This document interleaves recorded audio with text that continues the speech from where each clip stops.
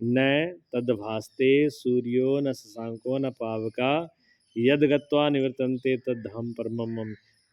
भगवान ने कहा मेरा ऐसा धाम है जो जिसको न सूर्य ही प्रकाशित कर सकता है, जिसको यानी जिसको ना तो सूर्य द्वारा देखा जा सकता है, ना चंद्रमा द्वारा, ना अग्नि द्वारा, क्योंकि वो स्वयं प्रकाश है। मैंने बताया था ना, लट्टू जो है, लट्टू के प्रकाश जैसे अब सूरज है, सूरज के प्रकाश में सारी चीज़ें देख रहे हैं हम, सारी संसार की जितनी वस्तुएं हैं वो सूरज के प्रकाश में दिख रही हैं। ठीक है। दूसरा, लेकिन अब सूरज को देखना हो फिर दूसरा सूरज लेना पड़ेगा, दूसरा नहीं लेना पड़ेगा ना, सूरज अपने ही प्रकाश से प्रकाशित हो रहा है। इसी प्रकार ये तो उदाहरण है, परमात्मा को किसी से नहीं देखा जा सकता, परमात्मा खुद ही स्वयं प्रकाश है। यानी परमात्मा के ज्ञान से सब ज्ञान होता है। परमात्मा का ऐसा ज्ञान है अंधेरे में भी, जब अंधेरा होता है तो अपने को ज्ञान होता है ना भी ये अंधेरा है, क्या अंधेरे का ज्ञान नहीं होता? अंधेरा है तो अंधेरा ज्ञान होता है ना। अच्छा, किसी चीज़ का ज्ञान हो रहा है तो उसका भी अपने को ज्ञान होता है, ये चीज़ मेरी समझ में आ गई। और कोई चीज़ अगर समझ में ना आए तो तब भी तो अंदर बैठा कोई कहता है कि ये बात समझ में नहीं आई, ये दिमाग में अभी आई नहीं है, ये बुद्धि में पकड़ में नहीं आई, इस बात को भी समझने वाला अंदर बैठा है। तो वो सबको समझ रहा है पर उसको कोई नहीं समझ रहा, वो सबको समझ रहा है। यानी सबके अंदर ज्ञान जो है वो उसी का आ रहा है, लेकिन उसको समझने के लिए किसी में ज्ञान नहीं है, वो स्वयं प्रकाश है।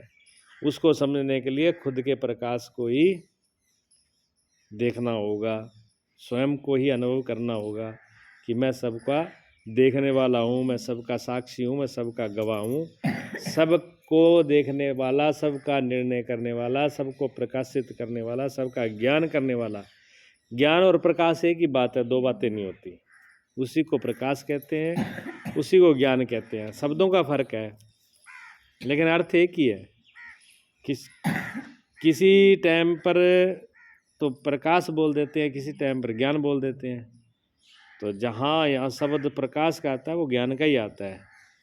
हमारे शरीर के अंदर कहीं भी कोई तकलीफ हो, बाहर से तो कोई नहीं जान पाएगा, लेकिन हम अंदर जो है वो तो उसको तो पता होगा, हमको खुद को ही पता होगा कि ये शरीर में ये तकलीफ हो रही है, जहाँ शरीर सही है जहाँ खराब है, दोनों का निर्णय जो है वो स्वयं ही करता है, इसलिए वो खुद के प्रकाश में प्रकाशित होता है। ठीक है, ये बात यहाँ तक हुई थी। आगे वाला श्लोक था, ममई वांसो जीवलोके जीवभूता सनातनः मना संष्टानि इंद्रियाणि प्रकृतिस्थानि करस्ति। 15वें अध्याय का 7वां श्लोक है। ये कहते हैं इस देह में ये जीवात्मा मेरा ही सनातन अंश है। इस शरीर के अंदर जो जीवात्मा ज्ञान करने वाला है, भगवान कहते हैं वो मेरा ही अंश है। जने में अंश का मतलब क्या होता है? उसी का ही रूप है। जैसे सूर्यों का प्रकाश है वही दीपक में प्रकाश है, वही अग्नि में प्रकाश है, वही चंद्रमा में प्रकाश। वो प्रकाश अलग अलग नहीं है। जो पानी जल समुद्र का है वो नदी में है, वही नल में और वही लोटे में है। वो जल अलग अलग नहीं है, एक ही है। जो आकाश एक ही है। इसी प्रकार घटाकाश, महाकाश, मठाकाश एक ही है। बाहर का आकाश और भस्लों का आकाश और घड़े का अंदर का आकाश घटाकाश जिसको बोलते हैं, और मकान का आकाश है, मकान के अंदर जो आकाश है वो और घड़े के अंदर आकाश है वो अलग अलग नहीं है, आकाश एक ही है। भगवान कहते हैं मेरा अंश है। ये जो जीव है ना, वो जीव कुछ ही नहीं है, वो भगवान का रूप है। इसलिए हम भगवान के रूप हैं। भगवान के रूप हो करके भी हम रो रहे हैं। एक शेर हो और शेर जो है वो गिद्धड़ों में भर्ती कर दिया जाए, फिर गिद्धड़ की तरह ही वो डरपोक हो जाए, गिद्धड़ की तरह डरे और उसका कुत्ते उसका शिकार कर लें, तो फिर वो शेर अपनी शक्ति को भूल गया, तब दुखी हो रहा है। अगर शेर अपनी शक्ति को भूलता नहीं तो क्या गिद्धड़ उसका शिकार कर, कुत्ते उसका शेर का शिकार कर लेंगे? सियारों को गिद्धड़ों का तो शिकार कर लेंगे, लेकिन कुत्ते जो है शेर का शिकार नहीं कर सकते। कब कर लेते हैं? जो शेर अपनी शक्ति को ही भूल गया कि मैं क्या हूँ। इसी प्रकार ये जीव परमात्मा का अंश है, लेकिन अपने अंश को भूल गया। ये अपने आप को ही भूल गया कि मैं क्या हूँ, मैं चेतन हूँ, मैं आनंद हूँ, मैं सत्य हूँ, मेरा कभी विनाश नहीं होता है। अपने आप को रूप को भूल करके फिर क्या इसने रूप धारण कर लिया। जैसे शेर का बच्चा छोटा सा शुरू से ही भेड़े बकरियों वालों के पल्ले पड़ जाए और वो उसी में रहे, बकरियों जैसी वो बोले, बकरियों की तरह खाना पीना करे, बकरियों की तरह मिम्याए, और फिर उस पर कोई हमला बोल दे तो वो बकरियों की तरह शिकार हो जाए। लेकिन वो अपने रूप को जानता नहीं, तो ऐसे ही होगा। और जिस दिन वो अपने रूप को जान लेगा उस दिन उसको ना तो भेड़े बकरियों के साथ में रहेगा, ना भी कोई उसका शिकार कर पाएगा, फिर वो ही खुद शिकार करेगा। इसी प्रकार ये संसार में आकर के जीव जो है, इनके अंदर मिल गया संसार की माया में, जीवों के अंदर। अब ये शरीर के साथ एक हो गया।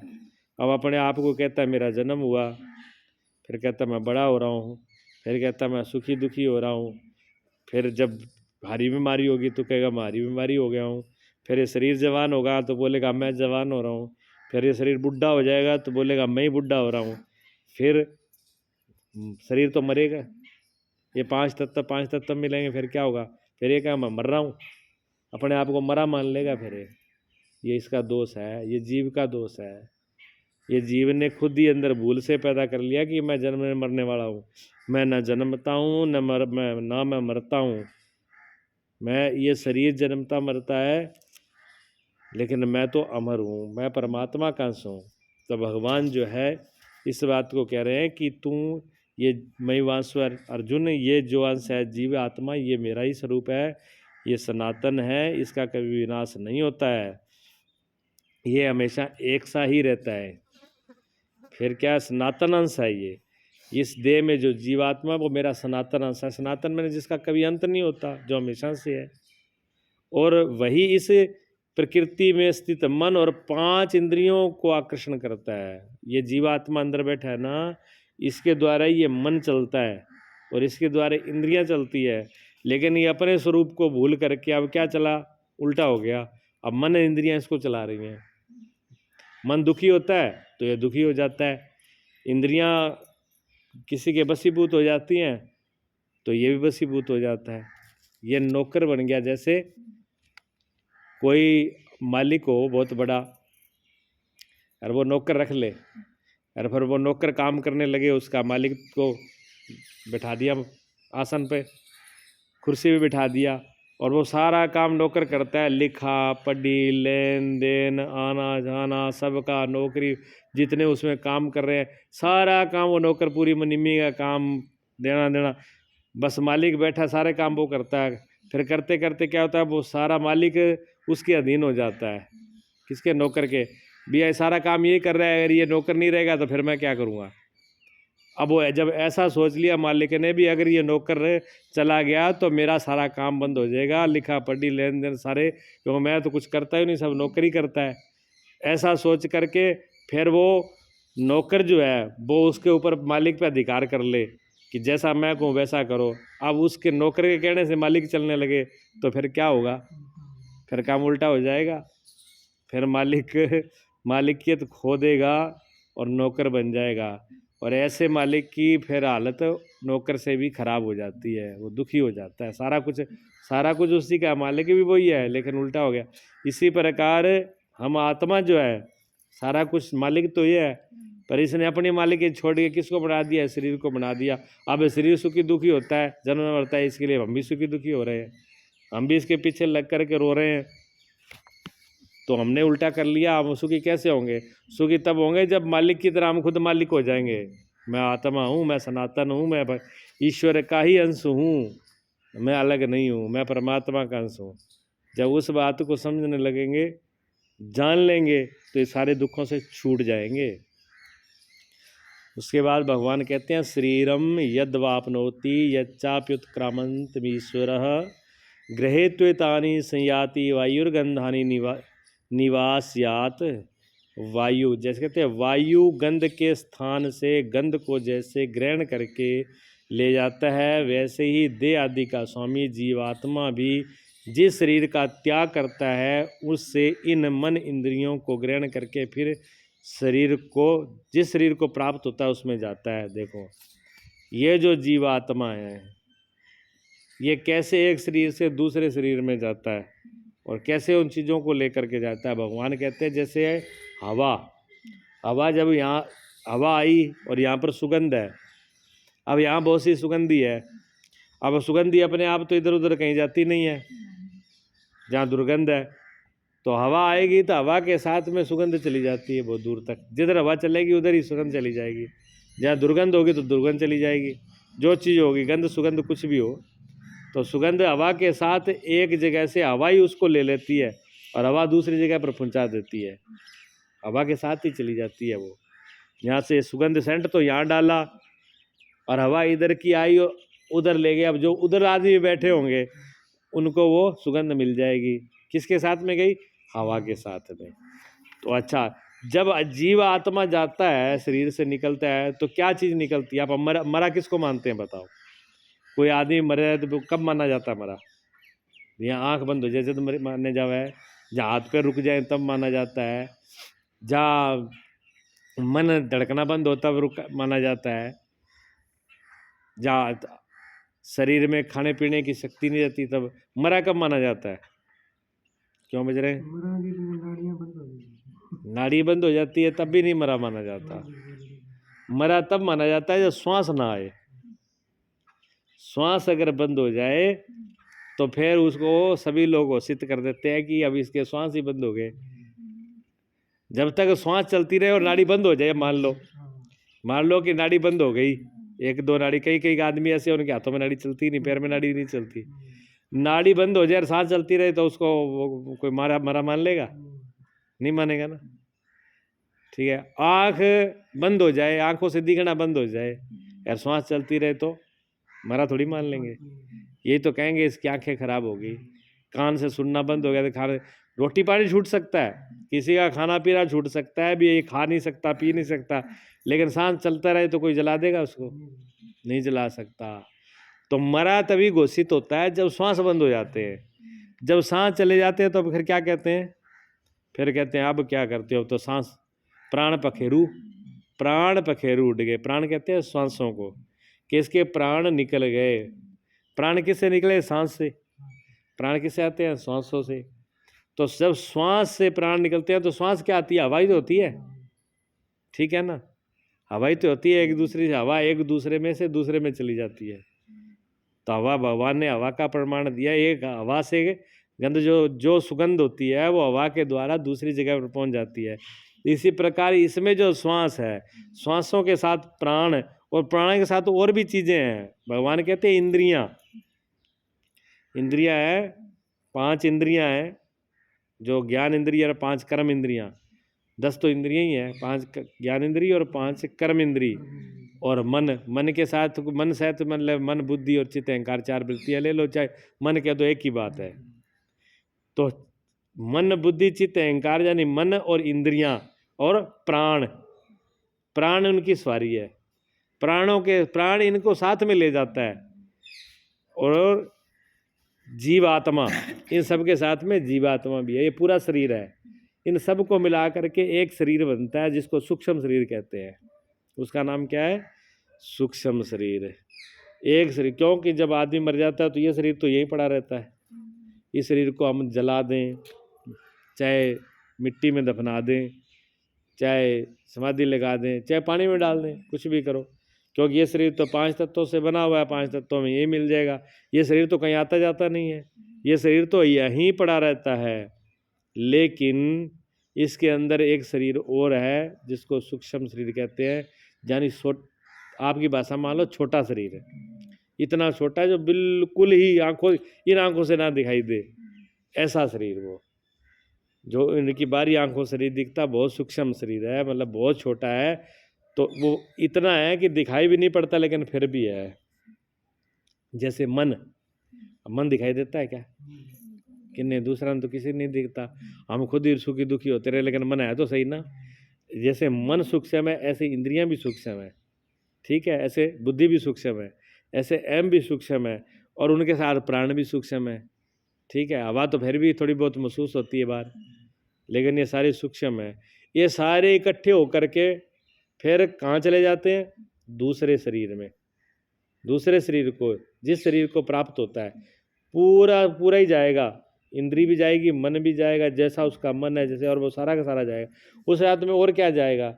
जो जन्म मरण होता है, फिर बार बार जन्मना, फिर बार बार मरना, फिर और उसके साथ ये जाता है जो उसके मन में अच्छाई बुराई है। अगर उसने अच्छा किया है तो उसके मन के अंदर अच्छे अच्छे संस्कार पड़ जाएंगे, और उसका पुण्य भी उसके अंदर जमा हो जाएगा, उसका पुण्य भी जमा हो जाएगा और संस्कार भी जमा हो जाएंगे। अगर उसने बुरा किया है तो बुरे संस्कार और बुरा कर्म का फल, पाप कर्म, वो भी उसके साथ में होगा, वो पाप का फल भी उसके साथ में होगा, कर्म भी उसके साथ में होगा, वो उसी के अंदर पे जुड़ा होगा। तो जो, इसलिए तो कहते हैं सारे शास्त्र कि अच्छा करो, धर्म करो, धर्म करो, धर्म करो। क्यों? कि धर्म साथ में जाएगा, शरीर यही रह जाएगा, कर्म यही रह जाएगा, लेकिन जो उसने किया है वो उसके साथ में जाएगा, वो संस्कार उसमें जाएगा।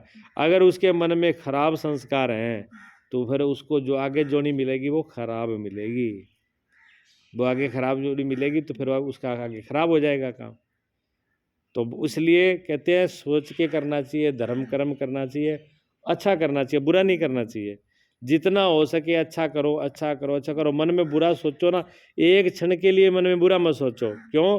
अगर मन में बुरा सोचा तो वो अंदर उसकी बुराई अंदर बन जाएगी, मन के अंदर वो अंदर बुराई बनी हुई वो पता आगे चल के खराब करेगी, वो अगला जन्म भी बिगाड़ देगी, अगला जन्म इतना बिगाड़ देगी पता नहीं कि कौन सी जगह कौन सा कैसा कर्म में लेके जाए हमको, फिर और चक्र में पड़ जाए।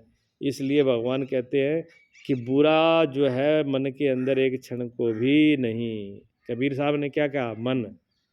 कबीर साहब कहते हैं, कबीरा मन निर्मल भया जैसे गंगा नीर, और पाछे पाछे हरी फिरे कहत कबीर कबीर। कबीर साहब कहते हैं कि मन निर्मल इतना पवित्र हो जाए जैसे गंगा का नीर, गंगा जल जैसे होता है, इतना पवित्र हो। तो कहते हैं भगवान उसके पीछे पीछे फिरता है, उसका भजन, वो उस भगवान का भजन नहीं करता, फिर तो भगवान उसका भजन करते हैं। भगवान हमेशा भगत का भजन करते हैं। भगवान तो भगत तो एक मोटे भूल भी जाएगा, भगत तो नींद में, बेहोशी में, या किसी काम में, या संसार की विपत्ति में भगवान को एक बार भूल भी सकता है, लेकिन भगवान तो एक क्षण भी भगत को भूलते नहीं है कभी।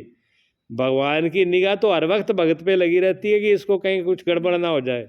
भगवान भगत से बहुत ज़्यादा लगाव करते हैं, प्रेम करते हैं, और चिंता अगर भगवान करें तो भगत की करते हैं और किसी की करते नहीं है। भगत के साथ एक तार जुड़ी होती है। देखो सुदामा, सुदामा भगवान के भगत थे, भगत तो बहुत हुए हैं पर एक उदाहरण दे रहा हूँ। तो सुदामा की एक एक चीज, एक एक क्रिया, एक एक सुख से दुख से भगवान की निगाह हर वक्त सुदामा के ऊपर रहती थी। सुदामा जी वहाँ से जब द्वारका जी जाते हैं तो पूरे रास्ते भगवान सुदामा की व्यवस्था करते हैं, सुदामा को पता ना हो चाहे। सुदामा तो भगवान को याद करता है, लेकिन सुदामा को कुछ ही पता नहीं है, लेकिन सारी उसकी कोई उसको दिक्कत ना हो, और भगवान ही उसको सुदामा को पहुँचा देते हैं द्वारका जी में, और भगवान ही आगे मिलते हैं, और भगवान ही उनकी मन की पूरी इच्छा करते हैं। सुदामा को तो बोलना भी नहीं पड़ता, लेकिन भगवान को पता है इसको क्या चाहिए। भगवान सारी चीज, पूरी दरिद्रता, पूरे दुख, पूरे संकट का भगवान हर देते हैं, मिटा देते हैं। तो जब भगत भगवान के शरण में हो जाता है, चिंतन में हो जाता है, पवित्र हृदय हो जाता है, संसार, मन के अंदर संसार का चिंतन नहीं चलता, मन के अंदर संसार के विषयों का चिंतन नहीं होता है। मन बार बार संसार की नहीं सोचता, बाल बच्चों की नहीं सोचता, दुनिया की नहीं सोचता। मन जब भगवान का सोचने लगे तो भगवान भी उसका भजन करना शुरू कर देते हैं, भगवान उसके पीछे पीछे हो जाते हैं। भगवान ऐसे है, भगवान उसके पीछे पीछे हो जाते हैं। मन कबीरा मन निर्मल भया जैसा गंगा नीर, पाछे पाछे पीछे पीछे हरी फिरे कहत कबीर कबीर। पीछे पीछे हरी फिरते हैं और उसका नाम करते हैं, मेरा भगत का कुछ बिगाड़ नहीं दे। इसलिए भगवान को कोई गाली दे, भगवान को कोई दुख दे देना, भगवान को अगर कोई दुख दे दे तो भगवान उसको माफ़ कर देते हैं। भगवान दुख का, भगवान ने कोई कितनी गाली दो, भगवान उसको दंड नहीं देते। भगवान को गाली देने वाले का ही भगवान उद्धार कर देते हैं। रावण ने भगवान को गाली दी थी ना, भगवान ने उसका भी उद्धार कर दिया। शिशुपाल ने भगवान को गाली दी, भगवान ने उसको दे दिया, उद्धार कर दिया। जिसने भगवान को गालियां दी, भगवान ने उसको भी आशीर्वाद दे करके उसका भी वैकुंठ में पहुंचा दिया। भगवान इतने दयालु है। लेकिन भगवान के भगत को अगर कोई गाली दे दे, भगवान के भगत का कोई अनर्थ कर दे, तो कहते हैं भगवान के भगत से कभी पंगा ना ले। भगवान का जो भगत हो उसको कभी सताना नहीं चाहिए। भगवान के भगत की जो सेवा करता है, भगवान उसका उद्धार कर देते हैं, भगवान उसका कल्याण कर देते हैं। जो भगवान के भक्तों की सेवा करते हैं, इसे भगवान तो सीधा किसी को मिलता नहीं, सीधा किसी को नहीं देता, तो क्या है कि भगवान के भगत है उनकी सेवा करो। भगवान के भगत कौन है? जो उनकी भगवान की पूजा करते हैं, जो भगवान का गुणगान करते हैं, जो भगवान का नाम लेते हैं, जो भगवान का प्रचार करते हैं, जो भगवान की शरण में है। ऐसे अनेक संत, महान पुरुष, भगत बहुत हुए हैं, ठीक है ना। तो जो उनका शरण ले लेता है, जो भगत की शरण में आ जाता है, भगत जिस पे प्रसन्न हो जाए, भगवान पहले प्रसन्न हो जाते हैं। जैसे माँ होती है ना, माँ का जो बच्चा होता है, बेटा होता है, अगर कोई माँ के सामने माँ के बेटे की अगर कोई देखभाल कर ले, उसको खिला पिला दे, तो माँ अपने आप ही खुश हो जाती है। माँ के बच्चे को कोई खिलाए पिलाए और माँ के बच्चे को कोई प्यार करे, तो माँ अपने आप खुश हो जाती है। और माँ के सामने ही और माँ के बच्चे को कोई मारे, तो बच्चा तो उसकी ताकत नहीं है, वो तो छोटा है, वो तो बोल भी नहीं पाता, और कोई दूसरा उस पर मारता हो तो माँ बर्दाश्त करेगी क्या? माँ बाप कोई बर्दाश्त नहीं करेगा उसको। माँ बाप के सामने बच्चों को कोई मारे पीटे बर्दाश्त नहीं करते माँ बाप। लेकिन माँ बाप के सामने अगर बच्चों को कोई खिलाए पिला दे तो माँ खुश हो जाती है। इसी पर भगवान है, भगवान के भगत भगवान के बेटे हैं, बच्चे हैं। भगवान के भक्तों की अगर कोई सेवा करता है तो भगवान प्रसन्न हो जाते हैं, खुश हो जाते हैं, आशीर्वाद देते हैं। जब भरत जी जब गए थे ना, जब राम जी तो पहले वनवास चले गए, राम जी पहले वनवास चले गए, तो पीछे भरत जी आए। तो भरत जी तो नानके में गए हुए थे अपनी नानी के पास, जाए तो उन्हें पता लगा भी हमारे बड़े भैया जो है राम जी वनवास हो गया, तो फिर वो भी पूरा सारे साथ में चल देते हैं। तो लोग रथ लेके आते हैं भरत जी के लिए, तो उन्होंने कहा नहीं, रथ नहीं, जब मेरे भैया मेरे भगवान पैदल गए तो मैं ही पैदल जाऊंगा, रथ का मेरा क्या काम है। तो वो भी पैदल पुगाने चलते हैं। तो देख लिया, राम का और भरत जी का प्रेम बहुत प्रेम था, बेहद प्रेम था। सारे देवताओं ने सुना, तो देवताओं ने सुना कि भरत जी राम जी को वापस लेने के लिए जा रहे हैं, और भरत का और राम जी का प्रेम बहुत है। अगर भरत जी ने कह दिया कि आप वापस चलो तो राम जी जरूर वापस आ जाएंगे। तो देवता ने क्या, फिर अपना कार्य तो सिद्ध नहीं होगा, फिर ना रावण मरेगा ना अपना पीछा छूटेगा, तो राक्षस मरेंगे नहीं। तो इंद्र ने क्या किया, इंद्र ने कहा कि ऐसे करो, भरत जी को रोक दो। इंद्र खुद वज्र लेकर के इंद्र से युद्ध लड़ने के लिए तैयार हुआ। तब तक देवता के गुरु बृहस्पति आ गए। उन्होंने कहा, ए मूर्ख इंद्र, तेरे में दिमाग नहीं है, तू किससे पंगा ले रहा है? अरे तू राम जी से एक बारी लड़ेगा ना तो तू बच जाएगा, तेरी पीछा छूट जाएगा, तो तू बच भी जाएगा, तेरी जान छूट। अगर तूने भरत का रास्ता रोक दिया ना, और भरत पे अगर तुमने कुछ कर दिया, तो तुझे भगवान छोड़ेंगे नहीं। भरत जो है वो भगवान के अति प्रिय भगत हैं, उनके ऊपर उनका रास्ता मत रोक देना। अगर उनका रास्ता रोका तो दुनिया में तीनों लोक में तुझे कोई बचाने वाला नहीं है। तब इंद्र जो है माफ़ी मांग करके, उसने कहा गलती हो जाती, गुरु ने बता दिया, तो वो रुक गया, फिर बोला नहीं। फिर आगे जब भरत जी मिल जाते हैं, तो जहाँ भरत जी मिलती है ना, जब तो राम जी मिले, आज भी मैं उस जगह पर गया था, हाँ चित्रकूट में है, बड़े बड़े पत्थर है, जैसे अपना ये बड़ा चौंतरा है ना, इतना बड़ा चौंतरा, इतना एक बड़ा पत्थर है, उस पत्थर के ऊपर खड़े करके मिले थे। तो उनके पैर, ये मान लो दो इतने तो बड़े पैर है, हाँ वो पैर पत्थर के अंदर ऐसे ही निशान पड़े हैं, इतने अंदर बैठे गए थे। जब वो मिले तो पूरे पत्थर वहाँ पिघल गए थे, मतलब पेड़ पक्षियों के दबा छोड़ो, पूरे पक्षी तो एकदम शुद्ध बुद्ध भूल गए, आदमी की दुर्दशा और कोई कह नहीं सकता, पत्थर पिघल गए थे, इतना प्रेम था दोनों का। तो पत्थर, अभी पत्थर पिघला हुआ और उनके जो पत्थर पिघलने जब मोम की तरह पत्थर हो गया, उसमें पैर निशान उनके चरणों के, वो चरणों के निशान भगवान के अभी तक वैसे ही रखे हुए हैं। हाँ, ये तो भगत से भगवान इतना प्रेम करते हैं, पूरी प्रकृति पिघल जाती है। भगत की हमेशा रक्षा करते हैं भगवान, भगत के ऊपर हमेशा खड़े रहते हैं। इसलिए भगवान से मिलने के लिए भगत की शरण में जाना चाहिए। भगत की शरण में जाने से क्या होगा? मन पवित्र होगा, मन पवित्र होगा, बुद्धि पवित्र होगी। यानी मन बुद्धि जो संसार में लगा है ना, वो किस में लगेगा? भगवान में लगेगा। जब सत्संग सुनते हैं तो कहाँ देखो, जब सत्संग नहीं सुनते तब मन संसार में जाता है ना, और जब सत्संग सुनने लगते हैं तब संसार की तरफ ध्यान जाता ही नहीं, फिर तो संसार भगवान में कथा में चल जाता है। अच्छा, सत्संग कथा क्या मिलेगी? जहाँ भगवान के भगत होंगे, जहाँ ज्ञानी पुरुष होंगे, जहाँ भगत होंगे, वहीं तो मिलेगी। भगवान की चर्चा तो वहीं मिलेगी, संसार की चर्चा तो संसार में मिलेगी, वो तो कहीं ले लो। तो मीरा कहती है जगत देख रोई और भगत देख हंसी। मीरा कहती है जगत को देखते हो तो रोना ही रोना होता है, क्योंकि आए तो सारे दिन घर गृहस्थी का रोना रोते हैं, तो इससे कोई पूरा तो आता नहीं। जब कोई भगत मिल जाता तो मीरा बड़ी खुश होती, ले 2 मिनट मेरे सांवरिया की, मुरलीधर की, मेरे गिरधारी की चर्चा होगी तो मीरा बड़ी खुश होती, नाचती, तो भगवान की चर्चा होगी। तो सत्संग में जब कोई अच्छा आदमी मिलता है, भगवान की चर्चा होती है, भगवान का स्मरण होता है, भगवान की याद आती है, मन निर्मल होता है, बुद्धि निर्मल होती है, इंद्रियां निर्मल होती है, समय का सदुपयोग होता है, कल्याण का रास्ता खुल जाता है उसी दिन है। इसलिए कहा एक घड़ी आधी घड़ी आधी में पुण्याद, संगत तुलसी तुलसी संगत सादगी, कटे कोटि अपराध। करोड़ों करोड़ जन्मों के अपराध पाप कट जाते हैं।